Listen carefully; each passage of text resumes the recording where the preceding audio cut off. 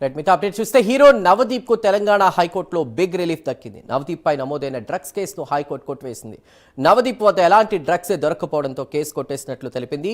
గుడిమల్కాపూర్లో నమోదైనటువంటి కేసులో కేవలం ఎఫ్ఐఆర్లో మాత్రమే నవదీప్ పేరు పెట్టారని హైకోర్టు స్పష్టం చేసింది. ఇదే అంశంపై పూర్తి వివరాలు మా ప్రతినిధి కుమార్ అందిస్తారు. కుమార్, నవదీప్ పై ఉన్నటువంటి కేసు కొట్టివేసినట్టు తెలుస్తోంది. ఎలాంటి డ్రగ్స్ దొరకపోవడంతో కూడా కేసు కొట్టివేసినట్లు సమాచారం ఉంటుంది. తాజా అప్డేట్స్ ఏంటి? Thank you Chandu. Hero Navdeep కి ప్రస్తుతం ఒక బిగ్ రిలీఫ్ దొరికిందనే చెప్పొచ్చు. ముఖ్యంగా నవదీప్ పై నమోదైన డ్రగ్ కేసును హైకోర్టు అయితే కొట్టివేసింది.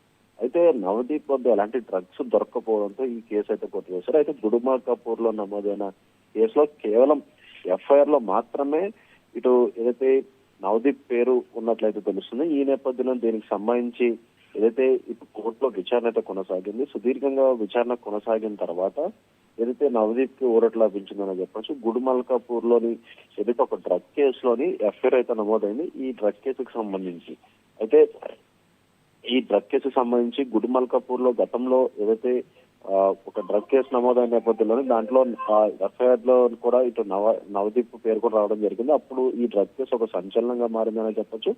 ముఖ్యంగా నవదీప్ తరపున న్యాయవాది వాదనలు ఇటు హైకోర్టు అయితే ఉన్నది. నవదీప్ వద్ద ఎలాంటి డ్రగ్స్ స్వాధీనం కాలేదని, అలాగే ఎఫ్ఐఆర్ లో పేరు చేర్చడం తప్ప ఇతర ప్రత్యక్ష ఆధారాలు ఏవీ లేవని కూడా నిర్ధారించింది. అయితే గతంలో Telangana state anti narcotics bureau అంటే టిఎస్ న్యాబ్ మరియు గుడిమల్కాపూర్ పోలీసులు ఈ కేసుకు సంబంధించి నవదీప్ ను అయితే విచారించారు.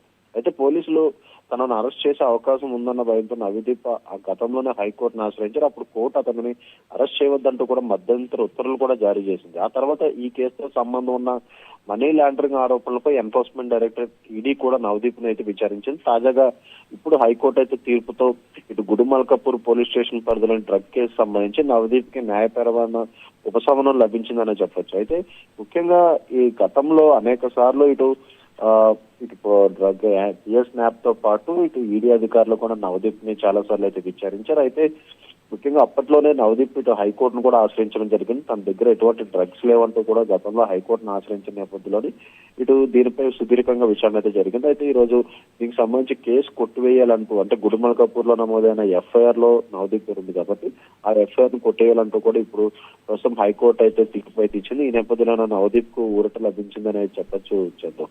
Right Kumar, thank you.